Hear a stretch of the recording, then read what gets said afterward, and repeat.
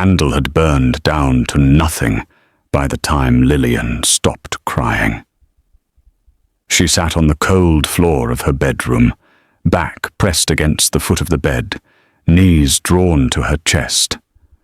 The fire in the small hearth had gone low, and the room held a chill that seeped through her thin cotton nightgown and settled deep into her bones. She did not move to add more wood. She simply sat and breathed, and stared at the door as though she expected someone to walk through it and tell her that the evening had not happened the way it did. No one came. The house was quiet now. The laughter from downstairs had faded hours ago, along with the sound of her stepmother's voice and the bright, musical giggle that always belonged to Clarice. That giggle had followed Lillian through her whole life, the way a shadow follows a person, never quite attached, never quite gone. It surfaced at dinner tables and drawing rooms and garden parties.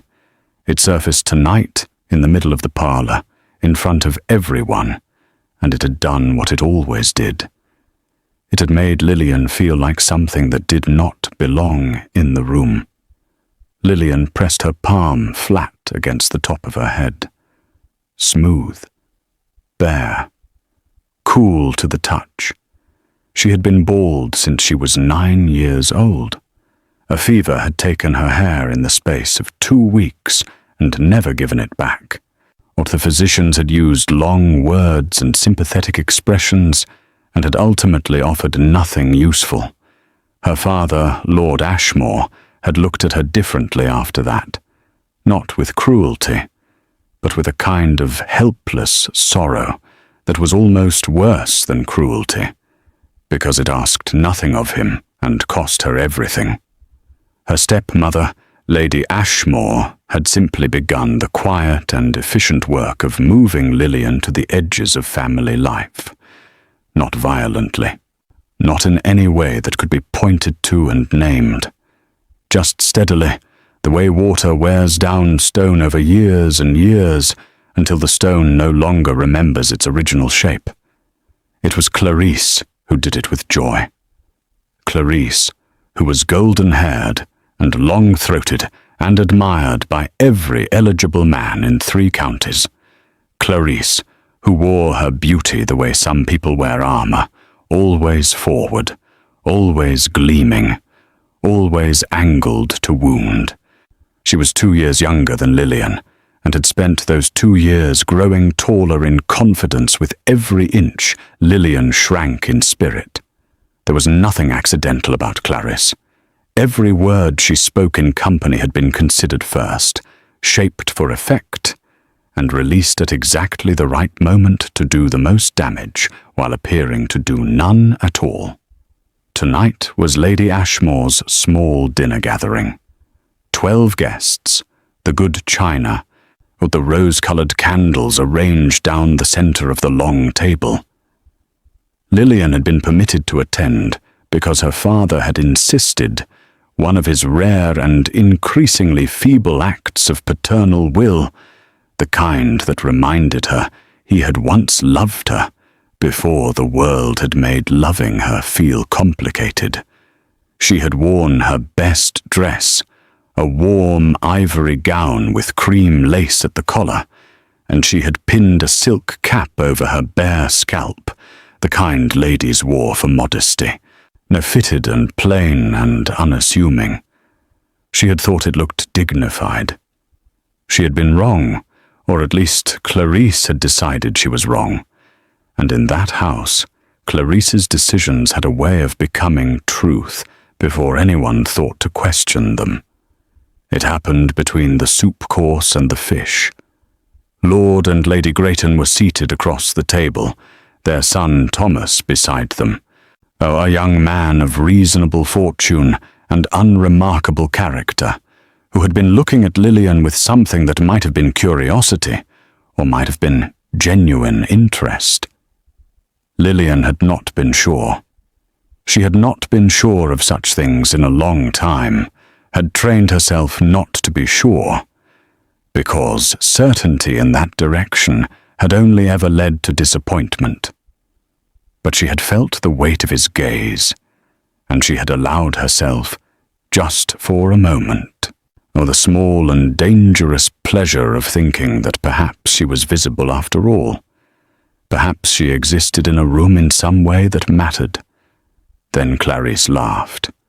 Not at anything Thomas said, not at a joke or a story or a moment of natural comedy that arose from the table's conversation. She laughed her bright, sudden laugh, and then she said, in that carrying voice that always managed to sound like an accident when it was anything but, "Do forgive my sister, Thomas, 'cause she does try so hard with her appearance, though I suppose it must be terribly difficult to make any impression at all when there is quite literally nothing on top." She had touched her own gleaming hair as she said it, a gesture so light and so deliberate it could have been mistaken for nothing. Smooth as river stone and half as warm. I do admire her persistence. The table had gone quiet for exactly 3 seconds. Then Lady Greyton had coughed softly into her napkin. Lord Greyton had reached for his wine with sudden and urgent interest. Thomas had looked at his soup as though it contained the answer to a question he had not yet thought to ask. Lady Ashmore had smiled the smile she wore when things were going precisely as she had intended them to go. And Lillian had sat very still, the way she had learned to sit over years of practice, like a creature that goes motionless when it senses a predator and hopes that stillness might be mistaken for invisibility. Her father had said nothing. That was the part that had followed her up the stairs and into the cold of her room and settled there like a stone at the bottom of still water. Not Clarice's words, though those had cut cleanly and deep and would leave the kind of mark that did not show on the surface. Not the silence of the guests, though that had its own particular sting, the sting of being witnessed in your humiliation and offered nothing, not even the small dignity of someone pushing back. It was her father's stillness that had undone her, the way he had lifted his fork and continued eating as though nothing in the room had shifted, as though his eldest daughter had not just been stripped of the last thin layer of composure she had managed to construct around herself and left there, bare and blinking in the candlelight, with nowhere to look and no one to look to. She pressed her palm to the top of her head again. She had removed the silk cap when she came upstairs. She always did. Alone in her room, she did not pretend. The cap was for the world outside this door, a small courtesy she extended to the comfort of others, a way of softening her strangeness so that people did not have to work so hard to look at her. But here, with no eyes on her, she was simply herself, bare-skulled and quiet and aching in a way that lived somewhere behind her ribs, and had been living there for so long she had almost stopped noticing it, the way one stops noticing the sound of rain after hours of hearing it fall. She was 23 years old. In the world she inhabited, that was a number that arrived with its own particular weight. Unmarried daughters of minor gentry did not improve with age in the estimation of society. They became problems to be managed, then embarrassments to be hidden, then simply absences that no one quite thought to account for. And Lillian had watched this process begin in the way one watches weather change on the horizon, knowing it is coming, unable to stop it, learning only to brace. She had long ago given up the idea of a season. Lady Ashmore had quietly discouraged it, suggesting that the expense was too great and the outcome too uncertain given Lillian's particular situation, a phrase that was never clarified and never needed to be. Clarice had been given 2 full seasons and was now in the middle of her 3rd, or attended by the finest dressmakers in London and escorted to every ball and dinner party of consequence. The contrast was not accidental. Nothing in this house was accidental. But there was a letter. Lillian's eyes moved to the small writing desk beneath the window. The letter had arrived that morning, before the dinner, before Clarice, before the soup course and the 3 seconds of silence that had rearranged something permanently inside her chest. It had been addressed to Lord Ashmore, but her father had passed it to her without explanation over the breakfast table, sliding it across the cloth with one finger, as though the act of giving it to her was itself a kind of burden he was relieved to set down. She had not opened it then. She had folded it carefully and placed it in the pocket of her morning dress and carried it through the day without reading it, some instinct telling her to wait, to find a private moment, to be alone when she learned what it contained. She rose from the floor now, stiff with cold, and crossed to the desk. The letter was sealed with dark wax, pressed into the shape of a crest she did not immediately recognize. A crown above a falcon. Clean lines, the kind of seal that spoke of old money and older names. She broke it carefully, unfolded the single page within, and held it toward the dying firelight to read. The handwriting was not the handwriting of a secretary. It was direct and even, neither ornate nor plain, the kind of hand that suggested a person who wrote what they meant and did not dress it in unnecessary flourish. It reads as follows: Lord Ashmore, it is my understanding that your eldest daughter, Miss Lillian Ashmore, remains unmarried and resides at Ashmore Park. I write to inform you that I intend to attend the Greyfield Assembly Ball at the end of the month, and that I would consider it agreeable if Miss Ashmore were in attendance also. I ask nothing further at this time. I ask only that she come. The Duke of Calverton. Lillian read it twice. Then she set it down on the desk and stood very still in the dark and the cold, her bare head and her bare heart both equally exposed, equally unable to make sense of what had just landed in her hands. The Duke of Calverton. She knew the name the way everyone in England knew the name. It was the kind of name that preceded itself, that entered rooms before the man did, or that sat at the top of every social list and the front of every ambitious mother's mind. The Duke of Calverton was 30 years old, unmarried, and possessed of a fortune so vast that the number attached to it had long since stopped meaning anything concrete and had simply become a symbol of distance between himself and ordinary life. He was said to be cold. He was said to be precise. He was said to choose his words and his company with equal and unsparing care. He had never, or to anyone's knowledge, singled out a woman in this way before. He had certainly never singled out a woman like Lillian. She picked the letter up again and read it a 3rd time, as though the words might rearrange themselves into something more explicable. They did not. The Duke of Calverton wished her to attend the Greyfield Assembly Ball. He had written to her father directly. He had used the word agreeable in relation to her presence, a word that, from a man of his position, carried a weight that an ordinary person might reserve for words far more dramatic. She did not understand it. She stood at her desk in the cold, dark room, with her bare head and her broken evening behind her, holding a letter from the most powerful unmarried man in England, and she did not understand a single word of it except that it was addressed to her, and that it was real.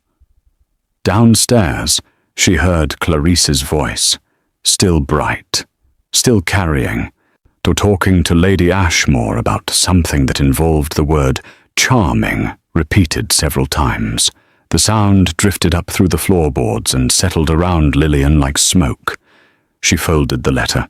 She placed it back on the desk. She climbed into bed without changing the fire or adding any wood, pulled the blankets to her chin, and lay on her back in the dark with her smooth, bare head against the pillow, and her eyes open and fixed on the ceiling above her. What the Duke of Calverton wanted her at the ball.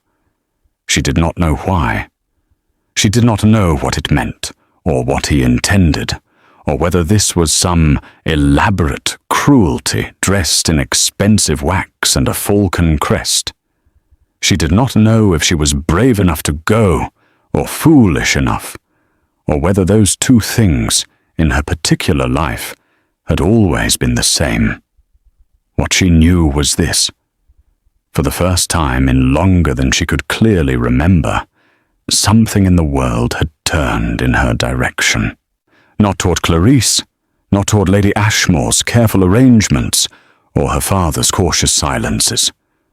Toward her, toward Lillian, toward the girl who sat on cold floors in the dark and pressed her palm to a bare head and tried to remember that she was still worth something, even when every person in her life seemed determined to remind her that she was not.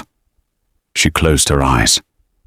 Outside the window, the wind moved through the old oaks at the edge of the garden, and the last of the fire settled into quiet ash, and the house held its breath around her, the way houses do when something is about to change.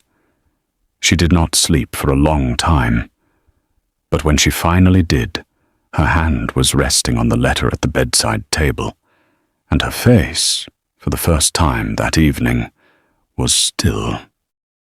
The morning came grey and indifferent, the way mornings often did at Ashmore Park in late autumn, with a sky the colour of old linen and a wind that pressed against the window panes and found every gap in the old stone walls. Lillian was already awake when the light arrived. She had been awake for some time, lying still beneath her blankets, with the letter on the bedside table, and the question of it pressing down on her chest like a hand. She read it again in the morning light. It was no different from the night before. The words had not softened or hardened. The falcon crest was still there, precise and undeniable.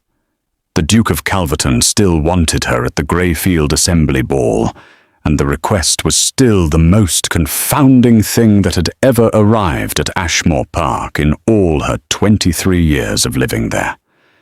She dressed herself, as she always did, without the help of a maid. Or Lady Ashmore had quietly redistributed the household staff years ago in a series of small and reasonable-sounding decisions that had resulted, entirely by coincidence, in Lillian having no personal attendant and very little access to the better rooms of the house before noon. She pinned the silk cap over her bare head, smoothed the front of her grey morning dress, and went downstairs. The breakfast room was occupied. Clarice sat at the head of the table in her father's customary chair, which she had taken to using whenever Lord Ashmore slept late, which was increasingly often. She was dressed in a deep rose gown that caught the thin morning light beautifully, and she was reading a letter of her own with the satisfied expression of a person who expects good news and receives it regularly. Lady Ashmore sat across from her with a cup of tea, already dressed, already composed, already fully herself, in the way that women like her always seemed to be, as though they assembled themselves in the night and emerged each morning complete. Neither of them looked up when Lillian entered. She took her usual seat at the side of the table, the one nearest the door and furthest from the fire, and poured herself tea from the pot that had already gone slightly cool. There was bread and a small dish of butter and some cold sliced meat arranged on a platter that had been positioned closer to Clarice than to the center of the table. Lillian reached for the bread without comment. "You look tired," Clarice said, not looking up from her letter. "I did not sleep well," Lillian said. "One can tell." Clarice turned a page. "You really ought to do something about the shadows under your eyes. They make you look unwell. Or more unwell, I suppose I should say." Lady Ashmore made a small sound that was not quite agreement and not quite disagreement, and functioned as both. Lillian buttered her bread and said nothing. She had learned, not over many years of mornings exactly like this one, that silence was the most efficient response. Engagement only extended the performance. Clarice required an audience to sustain herself, and an audience that refused to react was a disappointing one. Given enough quiet, she would eventually redirect her attention elsewhere. But this morning, Lillian had something in the pocket of her grey dress that made silence feel differently weighted than usual. The letter sat there against her hip, I folded small, present and warm, in a way that had nothing to do with temperature. Lord Ashmore came down at 9:30, which was earlier than usual, and suggested a restless night of his own. He was a tall man who had once been handsome in the straightforward way of men who do not think much about their appearance, and who now carried his age in the set of his shoulders and the line of his jaw. He greeted Lady Ashmore with a nod, and Clarice with a faint smile, and sat at the end of the table and began filling his plate without ceremony. "Father," Lillian said, before the moment could be swallowed by the ordinary machinery of breakfast, "I would like to speak with you this morning. When you have a moment." He looked at her with the mild surprise of a man who has grown accustomed to not being addressed by a particular person. "Of course," he said, after a pause that lasted just long enough to be noticed. After breakfast, Clarice looked up from her letter for the first time. Her eyes moved from Lillian to Lord Ashmore, and back again, with the quick, assessing intelligence she applied to anything that suggested a shift in the domestic arrangement. She said nothing, but her gaze sharpened in a way that Lillian recognized and had learned to be careful of. After breakfast, Lord Ashmore received her in the small study at the back of the house, the one that smelled of old books and pipe smoke, and the particular staleness of a room that is used infrequently. He sat behind the desk, and Lillian sat in the chair across from him, and placed the letter on the wood between them. He looked at it for a moment before picking it up. She watched his face as he read. She had always been good at reading her father's face, perhaps because she had spent so many years studying it for some sign that she still occupied a place of warmth in his affections.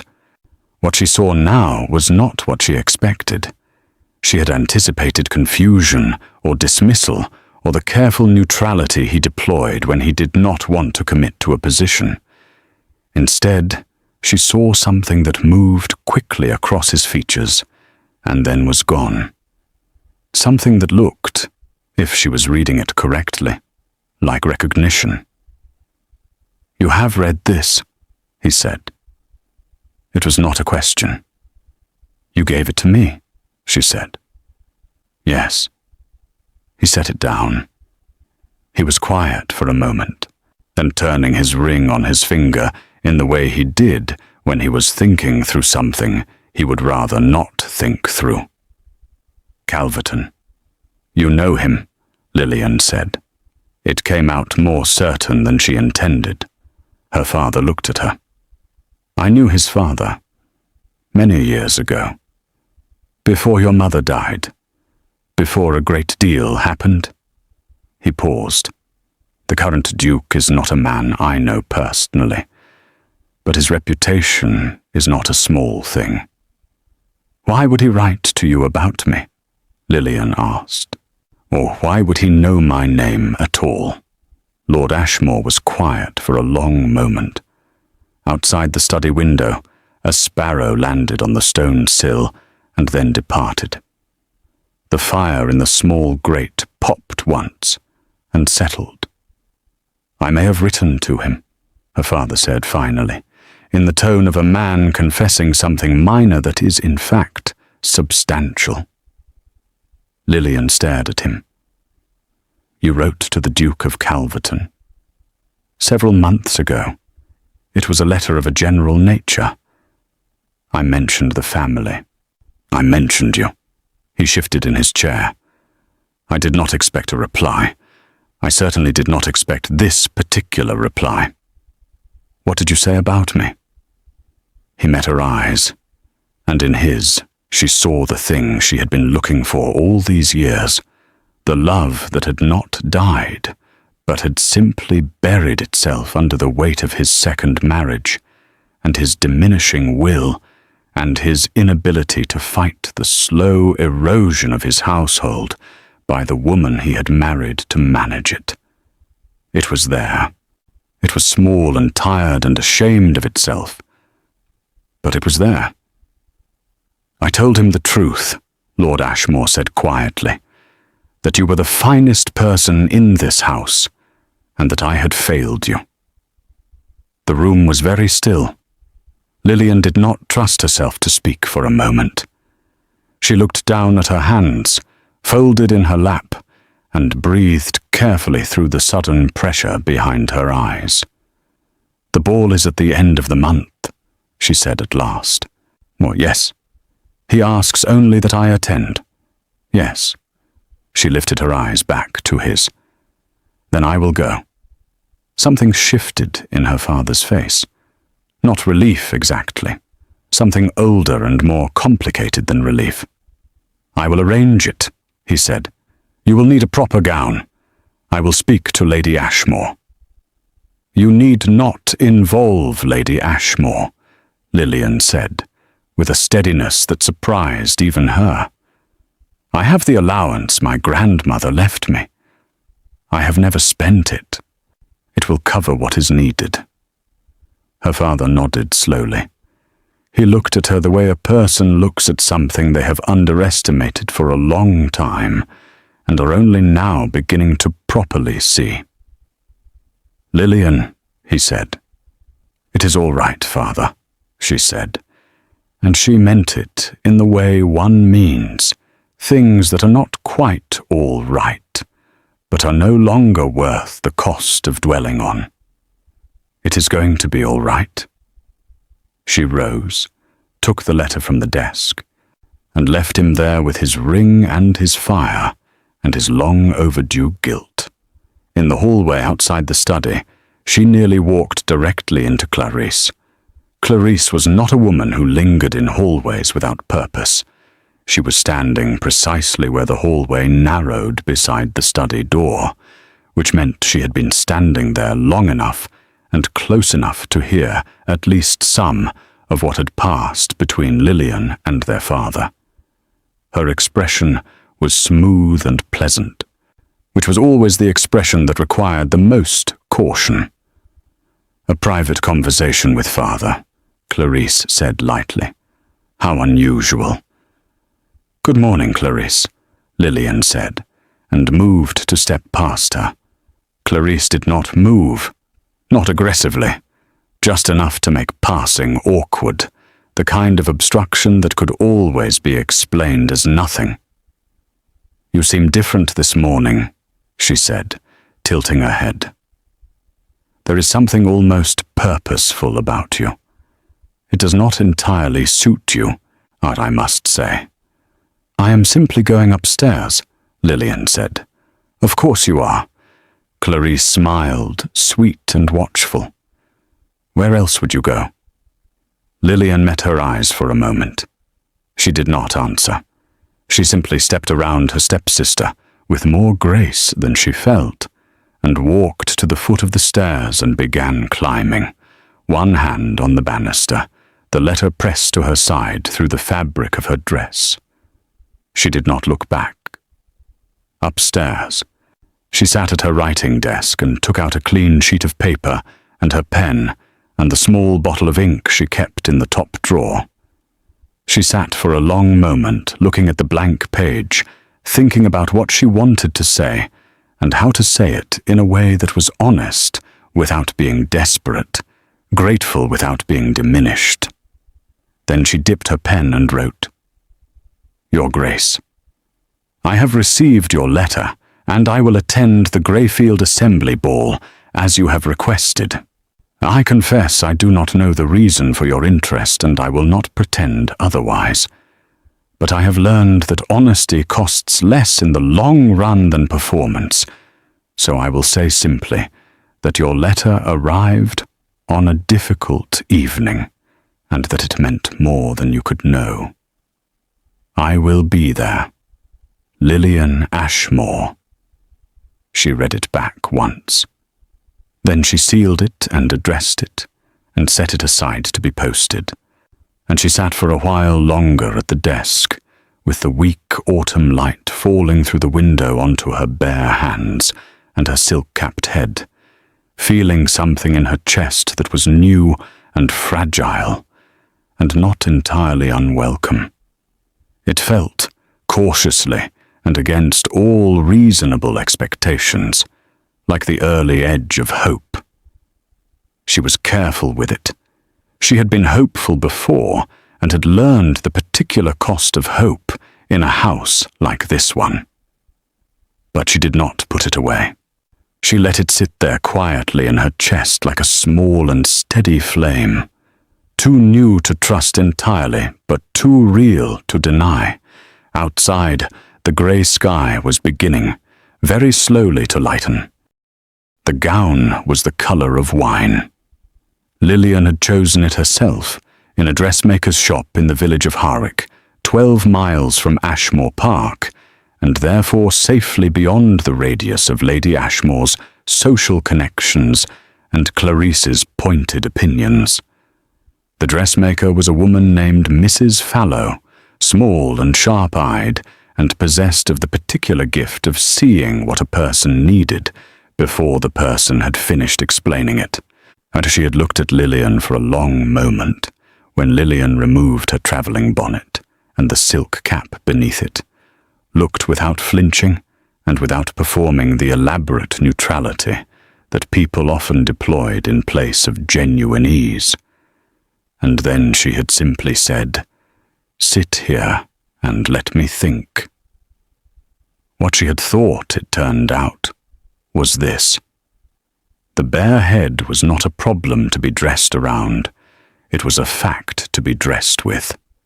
There was no point in suggesting arrangements of hair or decorative pins or any of the other small architectures that other women use to construct themselves for an evening. What Lillian had was a long neck and a clean skull, and a face that, without the distraction of hair, existed in a kind of unguarded clarity that most faces never achieved. The gown should do the work that other women distributed across their whole appearance, for it should be extraordinary at the hem and quiet at the shoulder, and fitted in a way that moved with her rather than containing her. The wine silk had been Mrs. Fallow's suggestion. Lillian had looked at it doubtfully at first, accustomed as she was to choosing colours that did not draw attention, that blended into the background of a room and made her easy to overlook. But Mrs. Fallow had held the fabric up beside Lillian's face and said simply, "Well, there, in the tone of a person who has found the right answer and does not require agreement to know it. There had been 2 fittings. Lillian had made the 12-mile journey both times in the Ashmore Park carriage, which her father had arranged quietly and without announcement, which meant that Lady Ashmore knew about it, but had chosen not to intervene, which itself was interesting. Perhaps she did not know about the letter. Or perhaps she had decided that whatever Lillian was doing was inconsequential enough to ignore. Either way, Lillian was grateful for the small space of privacy. Now the ball was 4 days away, and the gown was hanging on the back of her wardrobe door, and Lillian stood looking at it in the early evening light and felt the complicated mixture of feelings that had been her constant company since the letter arrived. Hope, still small and careful. Fear, which was less careful and considerably louder. And underneath both of those, something quieter and more fundamental, a question she had been asking herself in different forms since the night she had sat on her cold floor and pressed her palm to her bare head. What did the Duke of Calverton actually want? She had thought about it from every angle she could construct. She had considered and discarded the possibility that it was a jest, some elaborate social cruelty, arranged for the amusement of people with too much power and too little conscience. The letter had not felt cruel. It had felt precise and deliberate and strangely careful, as though each word had been chosen with more attention than the brevity of the message suggested. She had considered the possibility of a misunderstanding, that perhaps he had intended to write about Clarice, and had simply confused the names. But her father had said he wrote about her specifically, had named her, had offered the Duke information about her that was particular and personal. She had considered, late at night when sensible thinking gave way to the kind that could not be controlled, the possibility that it was exactly what it appeared to be, that a powerful man had heard something about her and had wanted to know more, that she, Lillian, bald and overlooked and systematically moved to the edges of her own life, had somehow caught the attention of someone who existed at the very center of everything. That possibility was the most frightening of the 3, because it was the one she most wanted to be true. The days before the ball moved with the strange double quality of time that is both too slow and too fast, each hour long in the living of it, and yet the week somehow shrinking visibly when she looked at it from the outside. She spent her mornings in the small library off the east corridor, reading, which had always been her refuge, and her education in equal measure. She spent her afternoons walking in the garden when the weather permitted, which it did not always, autumn being what it was. She avoided Clarice as much as the geography of the house allowed, which was not entirely successful. On the 3rd day before the ball, Clarice found her in the garden. She came around the corner of the yew hedge with the air of someone who has been looking and has finally located what they were looking for, which meant the encounter was not accidental, regardless of how it was about to be presented. She was wearing a heavy wool coat in deep green, and her cheeks were bright from the cold, and she looked, as she almost always looked, infuriatingly lovely. "You have been avoiding me," Clarice said pleasantly. "I have been in the garden," Lillian said. "Those are not mutually exclusive." Clarice fell into step beside her, uninvited and untroubled by the absence of an invitation. "I have heard something interesting," Lillian continued walking. "Have you?" "Thomas Grayton mentioned it to someone who mentioned it to Margaret Forsyth, who mentioned it to me." Clarice paused for effect, a theatrical habit she had never bothered to disguise. "Apparently the Duke of Calverton is to attend the Greyfield Assembly Ball." Lillian kept her pace even and her face still. "Is he?" "It is very unusual. He almost never attends public events of that kind. He is said to find them tedious." Another pause. "I am told he has expressed a specific interest in attending this one. No one seems to know why. People do things for reasons they do not always share," Lillian said. Clarice looked at her sideways. "You do not seem surprised. Should I be?" The silence that followed had a texture to it, the texture of Clarice rearranging her understanding of a situation she had thought she already fully grasped. It was not a silence Lillian had ever been able to produce in her stepsister before, and she was careful not to let the satisfaction of it show on her face. "You know something," Clarice said. Not lightly now, though the brightness had dropped out of her voice, and what was left was something more direct and considerably less decorative. "I know a great many things," Lillian said. "Most of them I have had to learn on my own." Clarice stopped walking. Lillian took 3 more steps before she stopped as well, and turned, because turning away entirely felt like a surrender she was no longer willing to make. Clarice was looking at her with an expression Lillian had not seen on her face before, or at least hadn't seen directed at her. It was not cruelty, and it was not amusement. It was something closer to unsettlement, the expression of a person who has been operating on a set of assumptions and has just encountered evidence that one of those assumptions may be incorrect. "You are going to the ball," Clarice said. It was not a question, so Lillian did not answer it as one. She simply held her stepsister's gaze and let the silence confirm what Clarice had already worked out. Or Lillian? Clarice's voice had changed again. There was something in it now that might almost have been warning, or might almost have been something stranger, something that in another relationship might have been concerning. "Whatever you are imagining, whatever you think this is, you should be careful. Men like Calverton do not single out women like you. Not for the reasons you are hoping for." The words landed the way Clarice's words always landed, and precisely and with full knowledge of where they would hurt most. Lillian felt the impact of them move through her chest, but she also felt, for the first time in recent memory, something that did not collapse under that impact. Something that held.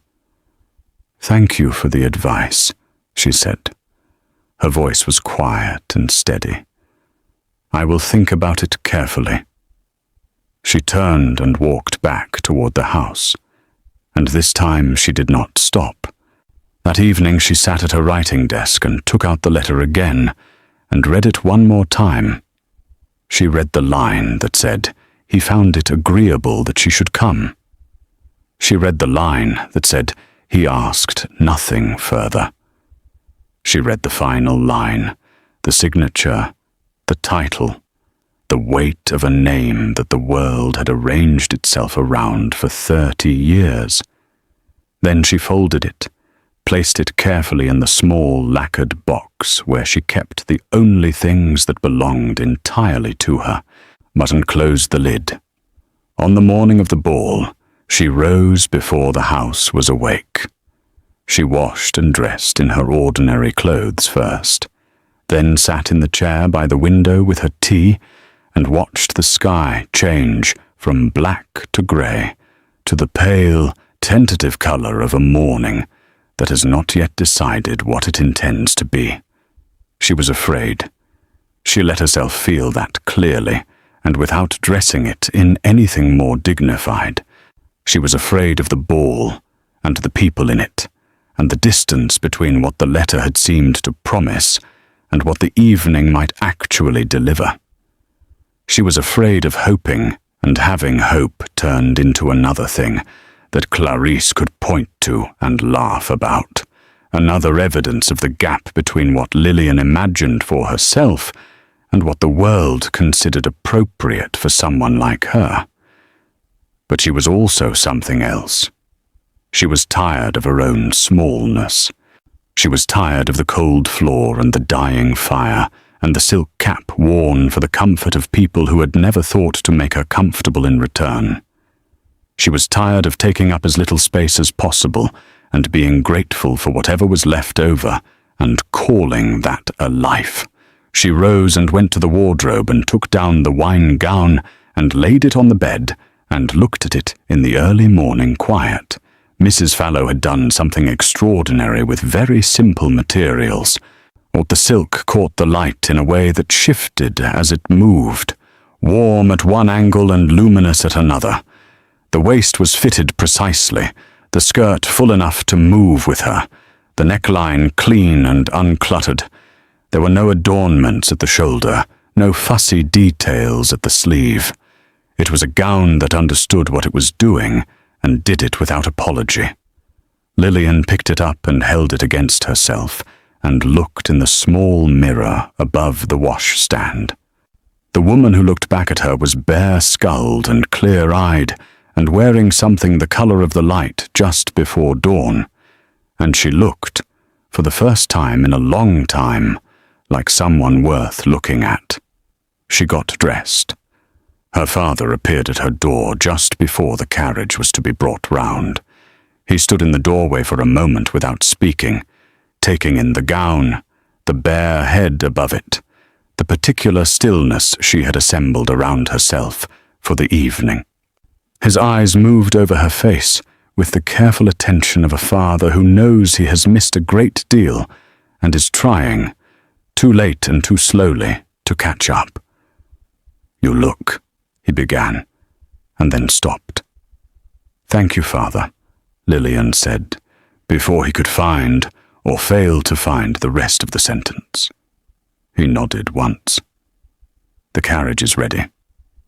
She picked up her wrap, the pale gold one that Mrs. Fallow had included without charging for it, pressing it into Lillian's hands at the second fitting with a quiet and matter-of-fact generosity that had made Lillian want to cry in the middle of the shop. She crossed the room, passed her father in the doorway, and walked down the hall toward the stairs. Behind her she heard Clarice's door open. She did not turn around. She descended the stairs with her back straight and her bare head level and the wine silk whispering against the steps. But when she walked out of Ashmore Park into the sharp cold of the evening air where the carriage was waiting, and she climbed in, and the door was closed behind her, and the horses began to move. The Greyfield Assembly Ball was 11 miles away.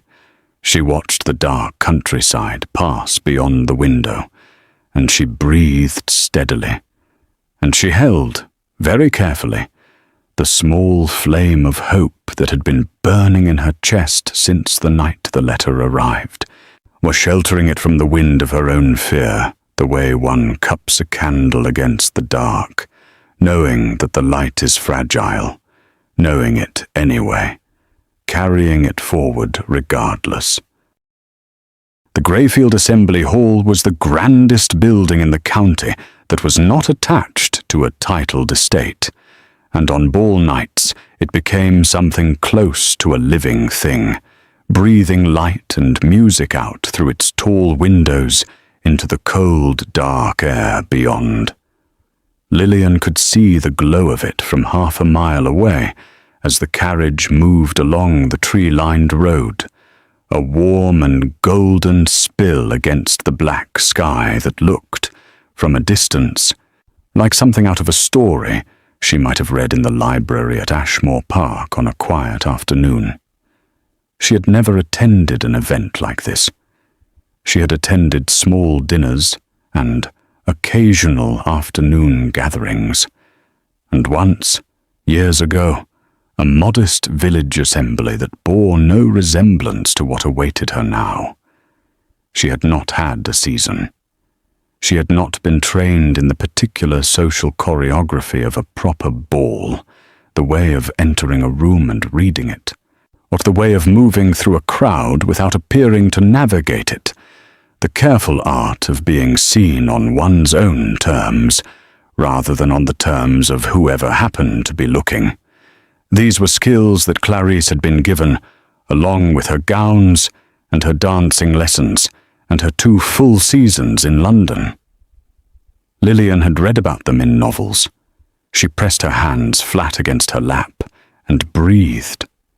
The carriage slowed as they joined the line of other carriages depositing their occupants at the broad front steps of the hall. Through the window she could see people arriving, women in silk and velvet and fine wool, men in dark coats and white cravats, everyone moving with the easy confidence of people who belonged to this world and had never had reason to question that belonging. The light from the hall doors fell across them all in a warm and indiscriminate gold. Though her father was beside her in the carriage, he had insisted on accompanying her, another small act of paternal will that she had accepted without comment, knowing it cost him something in the domestic economy of Ashmore Park, and choosing to receive it simply as what it was. Lady Ashmore had not come. She had cited a headache with the smooth efficiency of a woman who has decided something and selected the most convenient explanation available, while Clarice had announced at dinner that she too would be attending the Greyfield ball, which had produced a silence at the table that everyone present had understood differently. Clarice was in the carriage behind them. Lillian had not looked back when they left. She had simply climbed into the first carriage with her father and kept her eyes forward and her breathing even, and allowed the distance between herself and Ashmore Park to grow with each turn of the wheels. "Are you ready?" her father asked, as their carriage reached the front of the line. "No," Lillian said honestly, "but I am going in regardless." He looked at her with that expression again, the one that was trying to make up for years of its own absence. He offered her his arm as the footman opened the door, and she took it, and they descended together into the cold and the light and the sound of music, drifting out from somewhere deep inside the hall. The entry was crowded with arrivals, a press of warmth and perfume and conversation that hit her immediately after the cold outside air. She felt the first looks land on her before she had fully crossed the threshold, the quick glances that moved from her face upward to her bare head, and then moved away again with varying degrees of smoothness. She was accustomed to this. She had been accustomed to it for 14 years. Now she kept her chin level and her pace steady, and moved through the entry hall beside her father as though she belonged there. Because tonight, she had decided, she did. The ballroom itself was extraordinary. It was a long room with a ceiling high enough to make the chandeliers look like suspended constellations, each one blazing with dozens of candles that threw a warm and shifting light across the assembled company below. The musicians were arranged at the far end on a low platform, yet playing something bright and intricate that threaded through all the conversation and laughter and movement of the crowd without competing with it. The floor was polished to a shine that reflected the light upward, so that the dancers seemed to move in a room that had no clear boundary between above and below. Lillian stood at the edge of it and felt something move through her that was not quite fear and not quite wonder, but contained elements of both. She was aware of people noticing her, but not in the way she was usually noticed, which was the brief, uncomfortable noticing of something out of place, quickly looked away from. This was different. The gown was doing what Mrs. Fallow had promised it would do. It caught the light of the chandeliers and held it, and the effect was that Lillian seemed, when she stood still, to be very slightly luminous, as though the light in the room had a small preference for her. She saw two women near the refreshment table look at her, and then lean together in conversation. She saw a man across the room glance at her, and then glance again. She didn't see the Duke.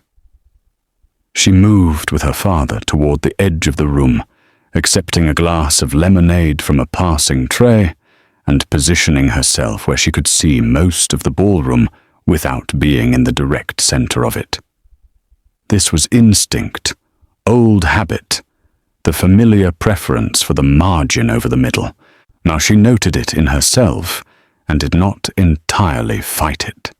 The margin tonight was a conscious choice rather than a retreat, she told herself, and tried to believe it. Clarice arrived 20 minutes after them. Lillian knew the moment it happened because she heard the shift in the room's attention, the subtle reorientation of faces toward the entrance that always accompanied Clarice's arrivals. She was wearing a gown of deep gold silk that made her hair look even more extraordinary than usual, and she moved through the entry and into the ballroom with the practiced ease of a woman who has done this many times and expects to be watched and is never disappointed. Her eyes found Lillian within moments of entering, a quick and precise location, and then she smiled and looked away and began her progress through the room.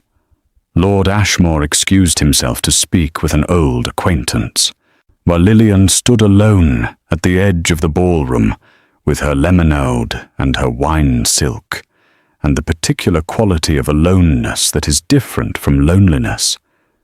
That is simply the state of being oneself without company, and she watched the room and breathed and waited for something she could not name to either happen or fail to happen.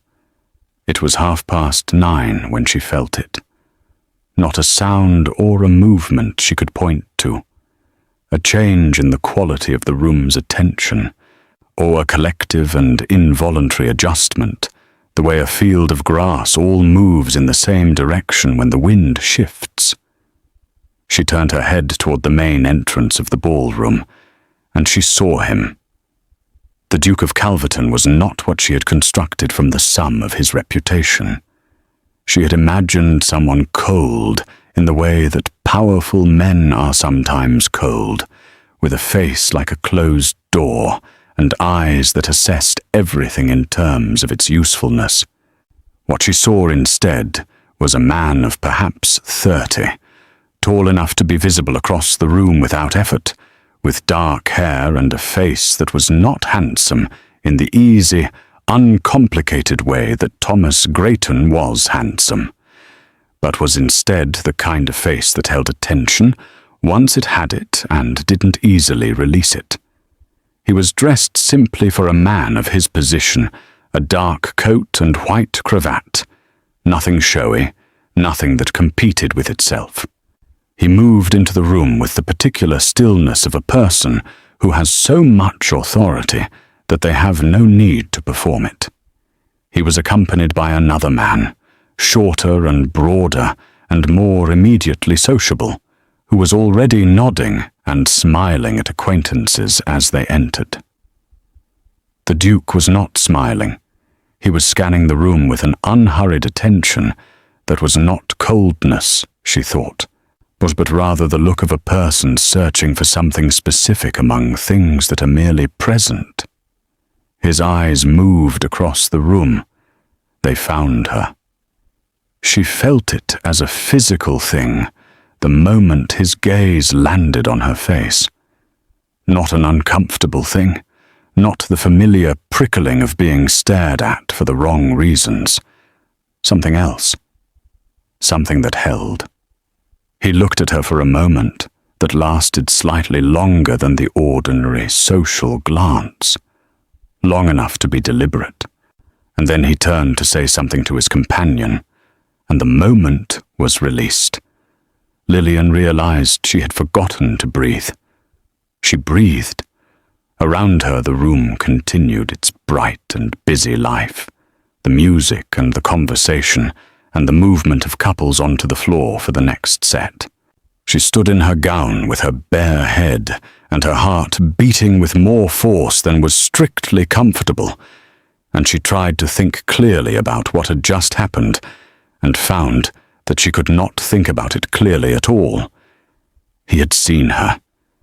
He had looked at her the way the letter had felt, with intention, with something particular in it that she could not name, but could not dismiss either. She became aware, a few moments later, that Clarice was beside her. She did not know how long Clarice had been there. Long enough, from the expression on her face, to have seen the exchange of glances across the ballroom. Clarice was looking toward where the Duke stood, now engaged in conversation with several people who had converged on him with the speed and determination of people who understand the value of proximity to power. Her expression was bright and hungry and calculating all at once. "He is exactly as described," Clarice said, or in the tone she used when she was talking to herself as much as to anyone else. Lillian said nothing. "I had not imagined he would be quite so—" Clarice paused, selecting her word. "Present. He fills a room differently from other men." She turned her head and looked at Lillian with the bright, assessing gaze that meant she had noticed something and was deciding what to do with it. "Did he look at you?" "People look at me," Lillian said carefully, "that I am somewhat distinctive." Clarice's eyes moved over Lillian's face and then upward to her bare head in the way they had done 10,000 times before, a gesture so habitual it probably no longer required conscious thought. But something in it tonight was different. There was something underneath the usual smooth dismissal, something that shifted when Clarice looked across the room again at the Duke and then back at Lillian, and did the small, the private calculation that her face almost never showed. "Stay close to Father this evening," Clarice said then, in a tone that was almost gentle and was therefore more alarming than her usual sharpness. "This is not the kind of room where you want to be without someone to anchor you." "I appreciate the thought," Lillian said. "Enjoy the evening, Clarice." She moved away before Clarice could respond, stepping into the slow movement of people along the edge of the ballroom, or not toward the Duke and not away from him, simply forward, into the room, taking up space in it the way she had decided she was allowed to do. The next hour passed in a series of small moments that she would later remember as a sequence of photographs rather than a continuous experience. A woman she did not know complimented her gown. An older gentleman bowed to her in passing with old-fashioned courtesy. She was asked to dance once by a young man she did not recognize, or when she accepted and danced badly and was grateful for it, because dancing badly in public was a thing she had never had occasion to do before, and the doing of it made her feel, unexpectedly, more present in her own body. She did not speak to the Duke. She was aware of him the way one is aware of weather, as a constant condition of the environment, rather than a specific event. She knew roughly where in the room he was at any given moment without looking directly at him. She felt, twice more during the evening, the sensation of his gaze finding her across the space between them, and resting there for a moment before moving on. It was during the interval, when the music paused and the room rearranged itself around the business of refreshment and conversation, that Clarice found her again. This time they were in the smaller anteroom off the main ballroom, where a fire burned in a wide grate, and the noise from the dancing was reduced to a pleasant hum. Lillian had come in for a moment of quiet, standing near the fire with a fresh glass of lemonade, to letting the warmth of the room settle into her after the cold draughts that moved through the ballroom near the windows. Clarice came in alone. She closed the door behind her, which was the first indication that what was coming was not going to be the usual performance. The usual performance required an audience. What Clarice was about to do, she intended to do in private. When she crossed the room and stood before Lillian and looked at her, with eyes that had dropped all of their social covering and were simply what they were underneath, sharp and afraid and furious in equal measure. "He has been looking at you all evening," Clarice said. Lillian held her glass and said nothing. "I have watched him. I have watched the way he moves through this room and who he attends to and who he does not. And he does not look at anyone the way he has been looking at you. And I want to know why." Her voice was low and tight, stripped of its usual music. "I want to know what you have done." "I have done nothing," Lillian said. "I arrived. I danced once. I have stood near walls and drunk lemonade. That is the full account of my evening.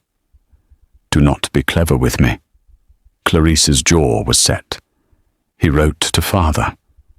You went to father. That conversation in the study, the carriage trips you thought no one noticed. Or the gown." Her eyes moved over the silk with something that looked, shockingly, like genuine pain.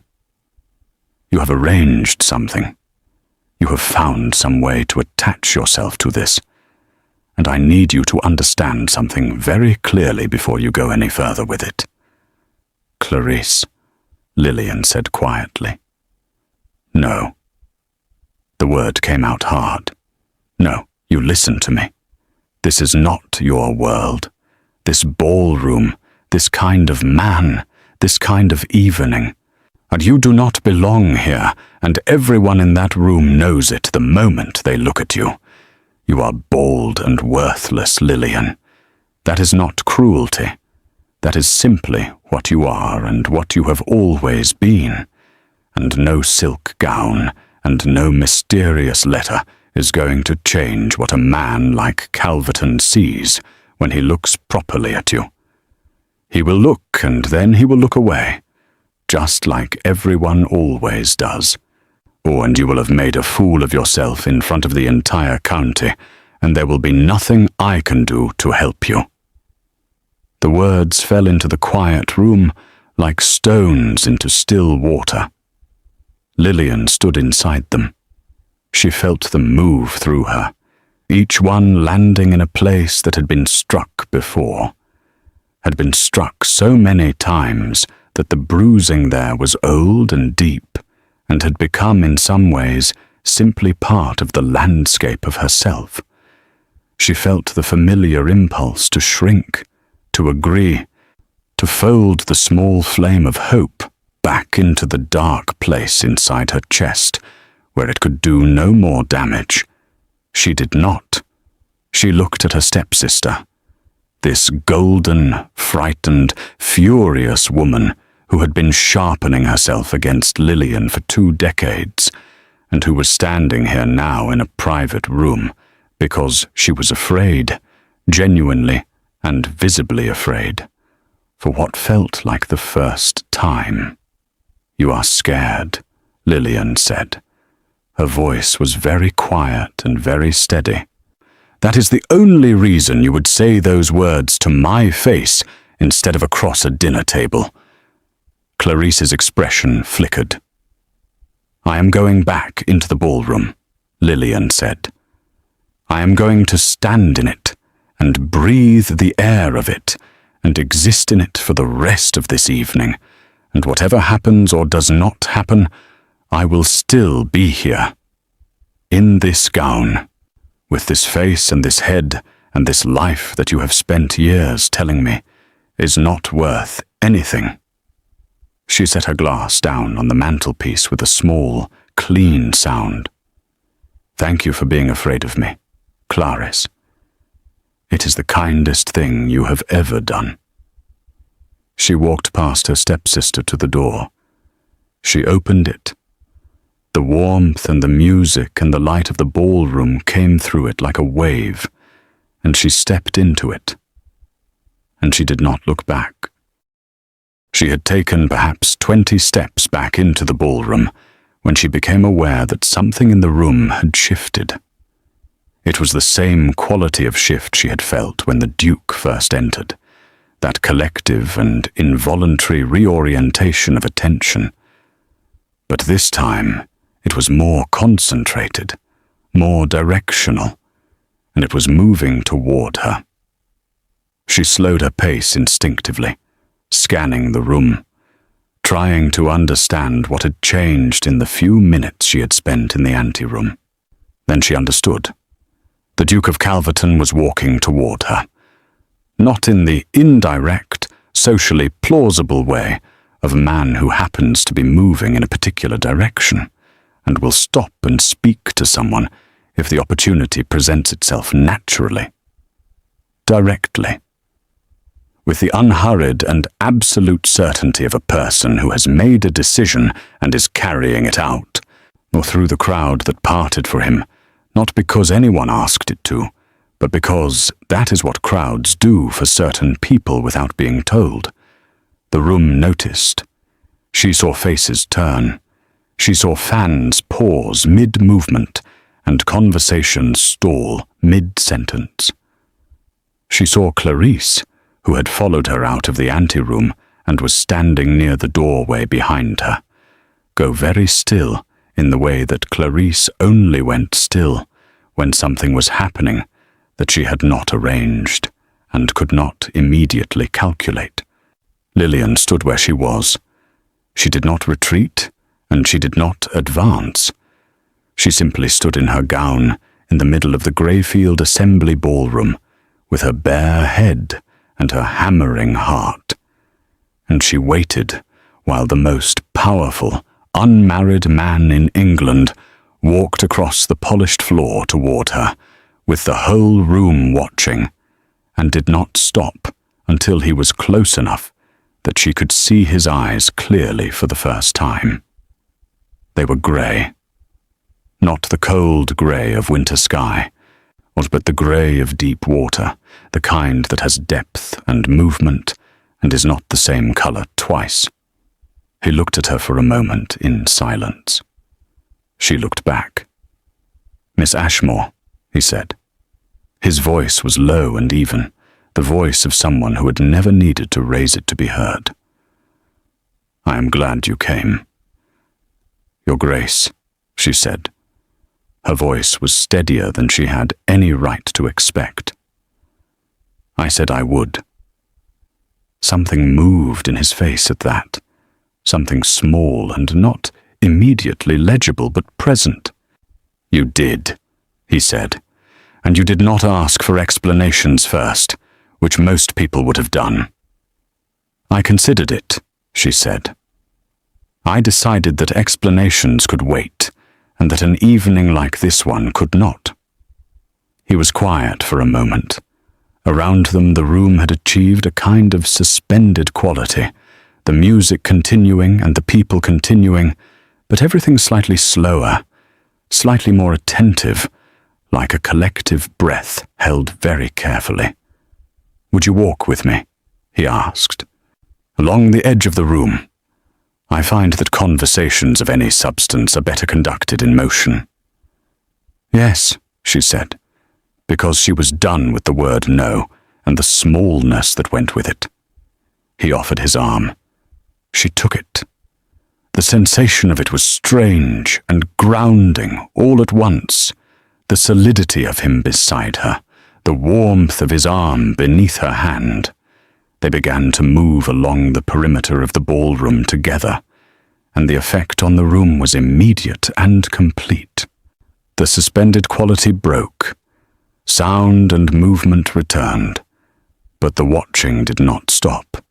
She could feel it on her skin, all those eyes following the two of them as they walked, trying to understand what they were seeing. She understood the impulse. She was also trying to understand what she was seeing. "You are wondering why I wrote," he said, when they had put some small distance between themselves and the densest part of the crowd. "But I have been wondering since the evening the letter arrived," she said. "I have not arrived at a satisfying conclusion." "Your father wrote to me," he said. "In his letter he described you in a way that was honest to the point of pain. He said you were remarkable, and that he had failed to protect you, and that if there was any man of character in England who might look at you properly, he hoped that man would have the courage to do so." He paused. It was not a subtle letter. It was not a socially sophisticated letter. It was the letter of a man who loves his daughter and is ashamed of himself. Lillian said nothing for a moment. She kept walking, kept her hand on his arm, kept her face as composed as she could manage, given that the back of her eyes had gone hot and bright. "That must have been a peculiar letter to receive," she said finally. "It was unlike anything I have received before," he said. "Which is partly why I answered it." He glanced at her sideways, and she felt the look the way she had felt his gaze across the ballroom earlier, with a specificity that had nothing vague about it. "I should tell you something. I had heard your name before his letter arrived." She looked at him. "How?" "Mrs. Fallow," he said. "In Harwick. She made a gown for my sister 2 years ago. She speaks of the women she dresses with the authority of someone who has made a serious study of character, and she spoke of you. Not of your appearance, though she mentioned that also.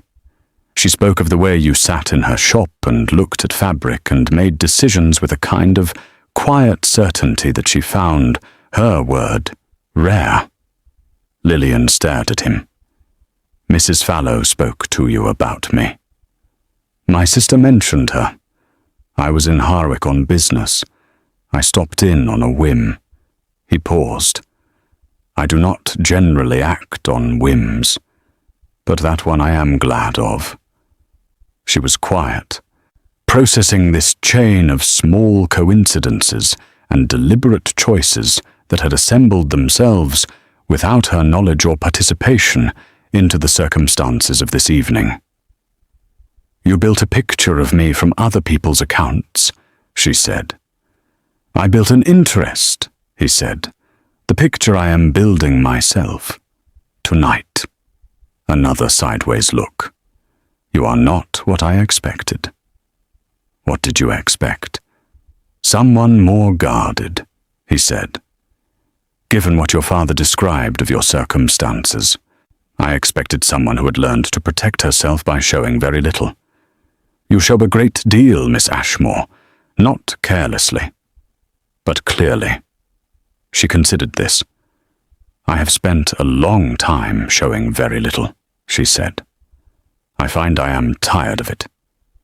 "Good," he said simply. They walked in silence for a moment, a comfortable silence that surprised her with its comfort. And then he said, "Tell me something true." "What kind of something?" "Any kind, or something you would not ordinarily say in a ballroom." She thought about it honestly. "I danced earlier with a young man whose name I did not catch, and I danced badly. and it was the most enjoyment I have had in public in years, she said. Not the dancing. Being bad at something in front of people and surviving it. He was quiet for a moment. Then, very quietly, he laughed. It was not the polished social laugh of a man performing amusement. It was a real laugh, short and low, the kind that escapes before it can be managed, and the sound of it did something extraordinary to his face, loosened something in it that she suspected was not often loosened, and made him look, for just that moment, entirely and unexpectedly human. "That is a true thing," he said. "Thank you for it." "Your turn," she said. He was quiet long enough that she thought he might decline. Then he said, "I find these evenings genuinely difficult. Not socially.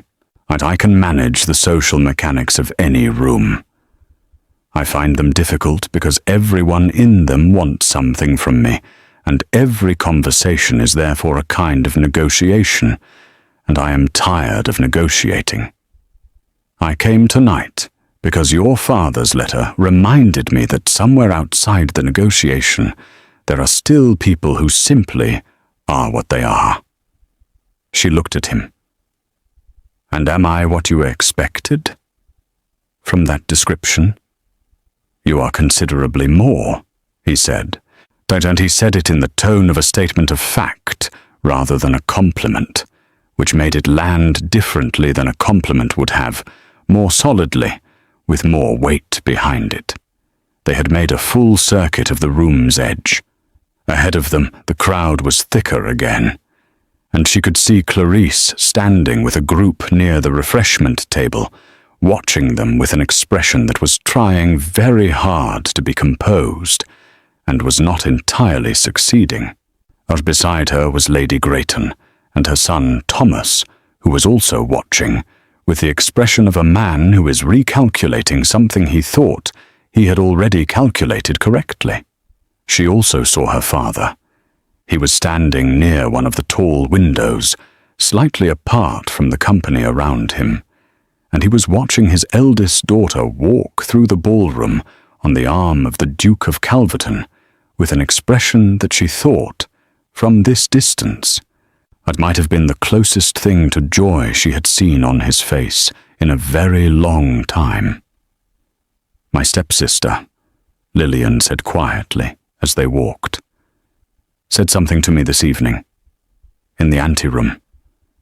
She said I am bald and worthless, and that a man like you would look at me properly and then look away. She said it without drama, without the tremor in the voice that the memory of the words still wanted to produce. Or she said it because she had decided that the only way through the weight of those words was to say them out loud to someone who would hear them clearly." The Duke's arm shifted slightly beneath her hand, not pulling away, a subtle settling, as though he had adjusted his position to make the contact more deliberate. "She said that to you tonight," he said. Not a question. His voice had not changed in temperature, but there was something different in it. Something careful and controlled. "Yes. Then she watched me walk across this room toward you," he said. "Yes." He was quiet for a moment.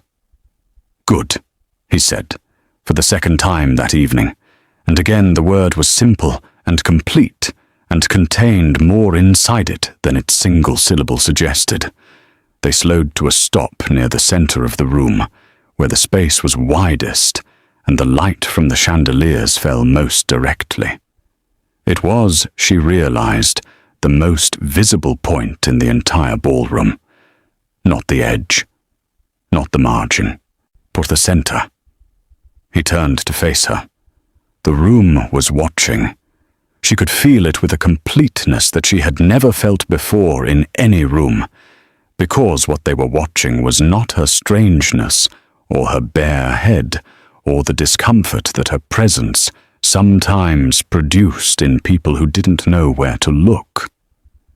They were watching her because the Duke of Calverton was looking at her in the center of the Greyfield Assembly Ballroom, as though she were the only point of orientation in the room, whereas as though everything else in it, the music and the candles and the silk and the accumulated social weight of everyone present, was simply the background against which she existed.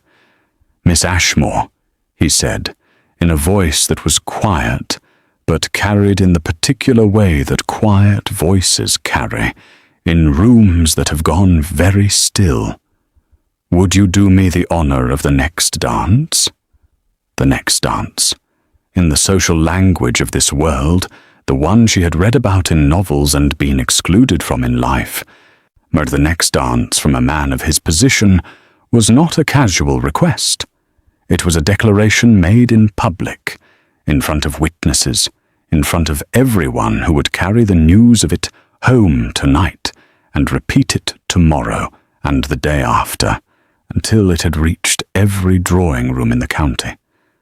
It was the kind of declaration that could not be undone. She thought of the cold floor of her bedroom, as she thought of the dying fire and the silk cap and the 14 years of pressing her palm against the smooth top of her head in the dark. She thought of Clarice's voice in the anteroom, delivering the verdict that had been the verdict of this house and this world for as long as she could remember. Bald and worthless. She lifted her eyes to the Duke of Calverton's grey ones, and she felt, with a clarity she had not known she was capable of, that she was standing at the precise boundary between the life she had been living and something else entirely, and that the step across it was hers to take. "Yes," she said. "It would be my honor." He offered his hand. She took it, and the room, which had been holding its breath, breathed. The dance was a waltz. She had not known it would be a waltz when she accepted, had not thought to consider what kind of dance it would be, had been too occupied with the enormity of saying yes to think about what yes would require her body to actually do.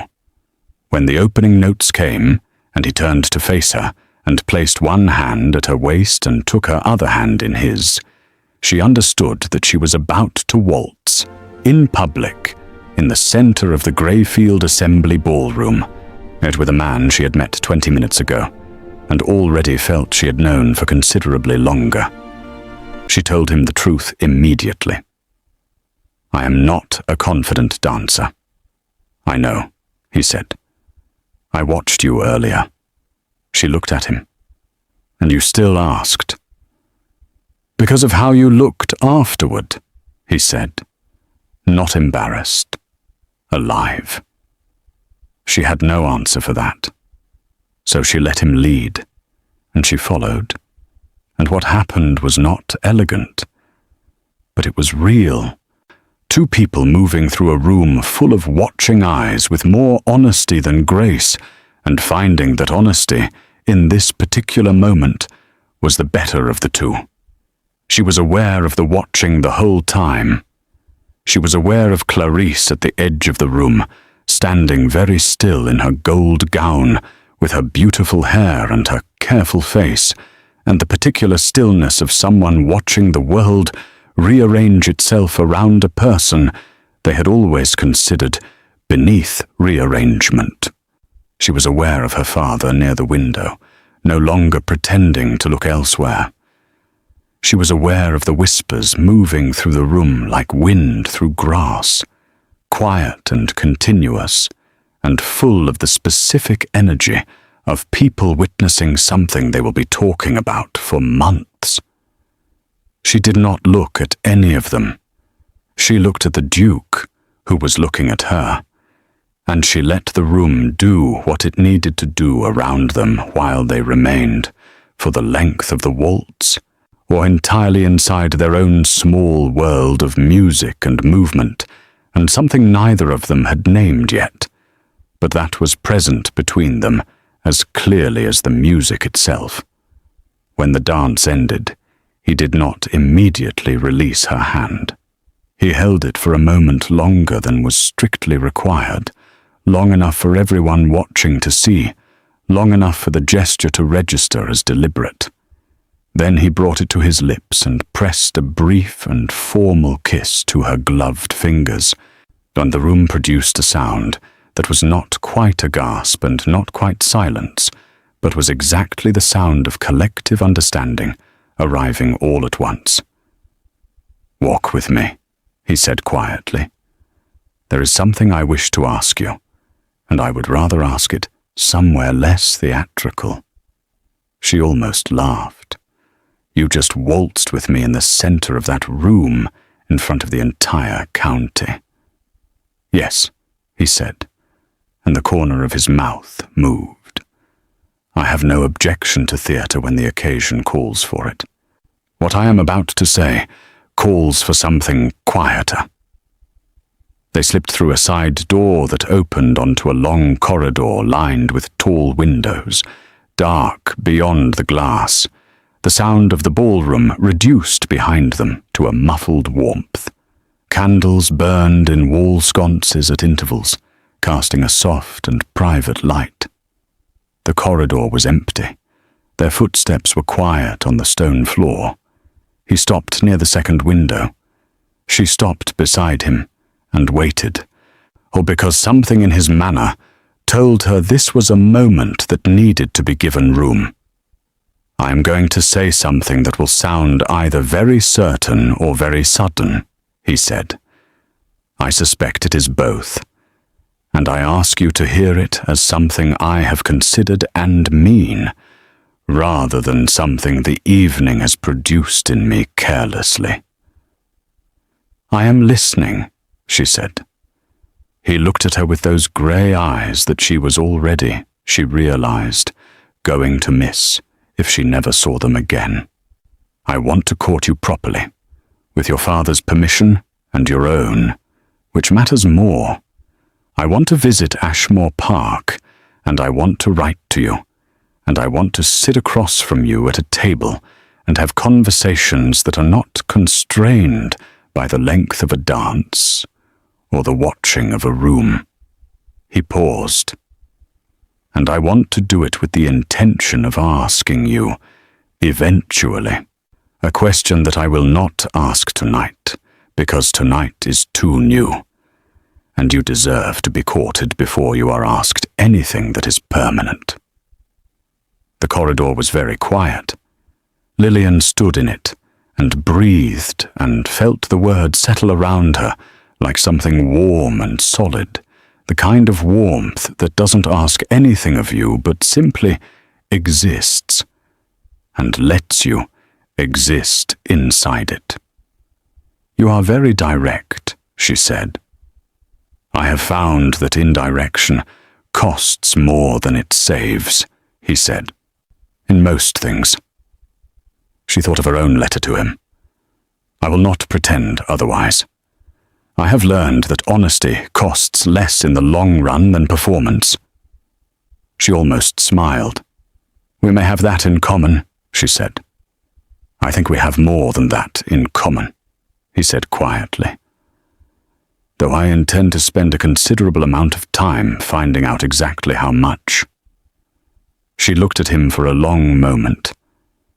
This man walked across a room full of witnesses toward her, without hesitation, who had laughed a real laugh at something she said, who had listened when she told him what Clarice had said in the anteroom, and had responded not with outrage or reassurance, but with a single quiet word that contained both. "Yes," she said, "you may court me." Something in his face shifted, and what was underneath it was not relief exactly, but was close to it, close enough to tell her that beneath the certainty he had presented to her, he had not been entirely certain. And the knowledge of that made him more real to her than anything else that had happened this evening. "Thank you," he said simply. They stood for a moment longer in the quiet corridor, with the candlelight and the distant music, and then they walked back into the ballroom together, and the evening continued, and nothing was the same as it had been before. The courtship lasted 4 months. He came to Ashmore Park 3 times, or arriving each time in a carriage that the whole village noticed, and that Lady Ashmore received with a brittle graciousness that cost her visibly. He sat in the small drawing room that had always been Lillian's least favourite room in the house, and somehow made it feel different simply by being present in it. He brought books twice, not gifts chosen to impress, but books he had actually read and thought she might find interesting, what with small notes tucked inside marking passages he wanted to discuss. He was right about the passages every time. He wrote to her between visits. Long letters, not the brief and careful kind of letter a man writes when he is managing an impression, but real letters. The kind that wandered and considered and sometimes arrived at a conclusion the writer had not anticipated at the start. She wrote back in kind, and found that the person she was on paper was the person she had always been in the library and the garden and the cold quiet of her own room, the person who had simply never been given the space to exist in company before. Clarice left Ashmore Park 6 weeks into the courtship. She went to stay with a cousin in Bath, announced with the smooth efficiency of a woman who has decided to remove herself from a situation that is no longer developing in her favour. Or she said goodbye to Lillian in the hallway, with a composed face and eyes that said something her voice didn't, or something that was complicated and unresolved, and possibly, in some form she would never directly acknowledge, a kind of apology.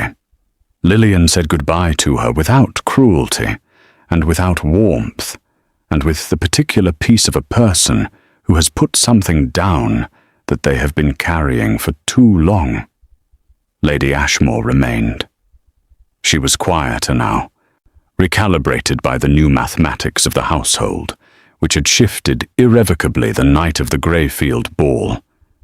She did not become kind, but she became careful, which was in some ways more useful than kindness, and the small daily erosions that had been the texture of Lillian's life at Ashmore Park slowed and then largely stopped, like a clock that had been wound down. Lord Ashmore changed most visibly of all. He began appearing at breakfast before anyone else. He began asking Lillian questions at dinner, and listening to the answers with the attention of a man who has remembered something important and is determined not to forget it again.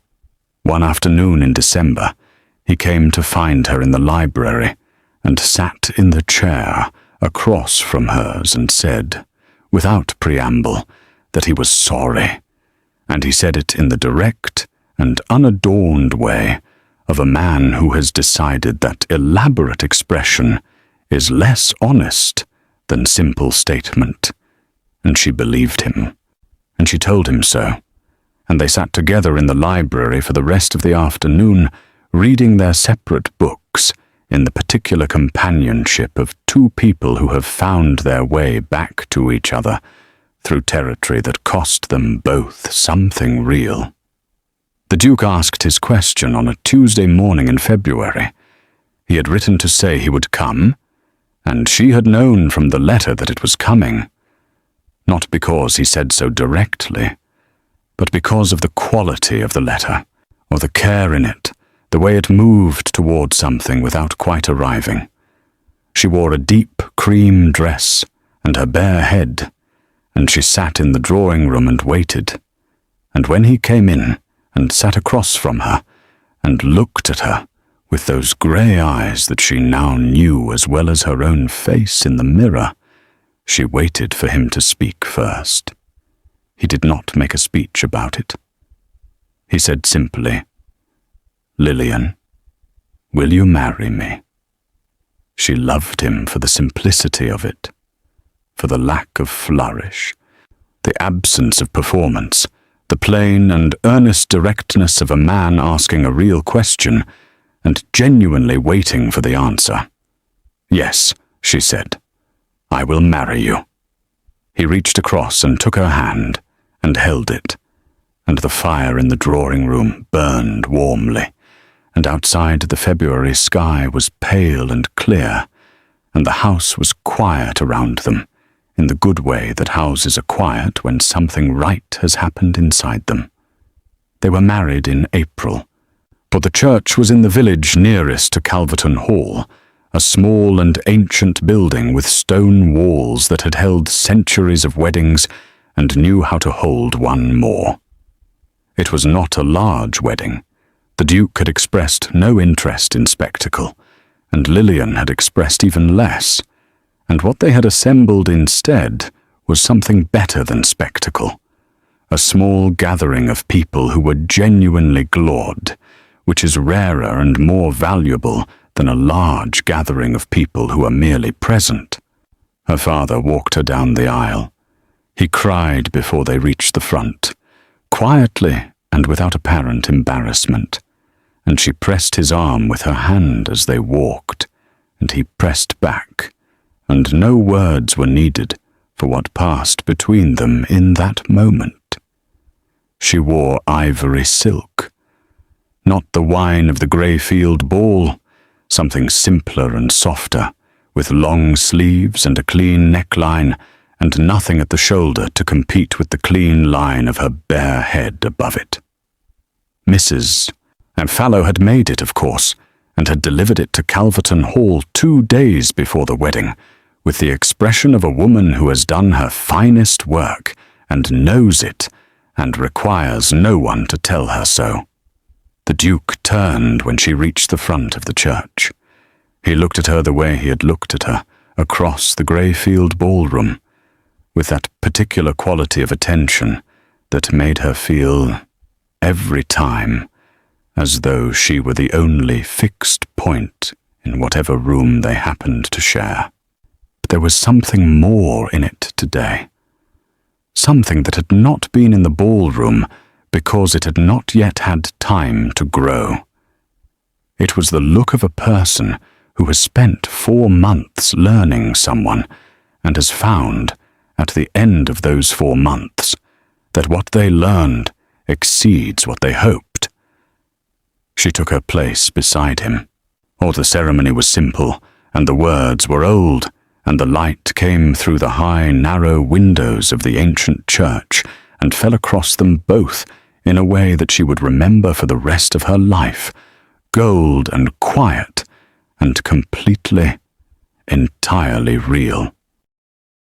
When it was done, he took her hand again, the same hand he had taken in the drawing room in February, the same hand she had placed on his arm in the Greyfield ballroom, and they walked back down the aisle together, through the small and genuinely glad gathering of people who loved them, and out through the church doors into the April morning. The air was warm. The trees along the churchyard path were in a new leaf, that particular green that only exists for a few weeks in spring before it deepens into something more ordinary.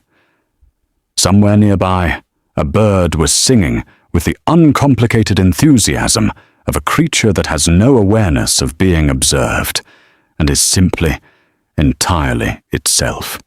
She stood in the churchyard with her husband's hand in hers and her bare head in the April sun, and she felt, moving through her from somewhere deep and long neglected, a feeling so large and so clean that she had no single word for it. It was the feeling of being exactly where she was supposed to be. She squeezed her husband's hand. He squeezed back. Above them, the April sky was the color of something that has no name, but that everyone recognizes. That pale and perfect blue of a day that knows it is beautiful and does not need to announce it. And the bird kept singing, and the new leaves moved in a light wind. And the Duchess of Calverton stood in the morning sun and let herself be, completely and without apology, exactly who she was.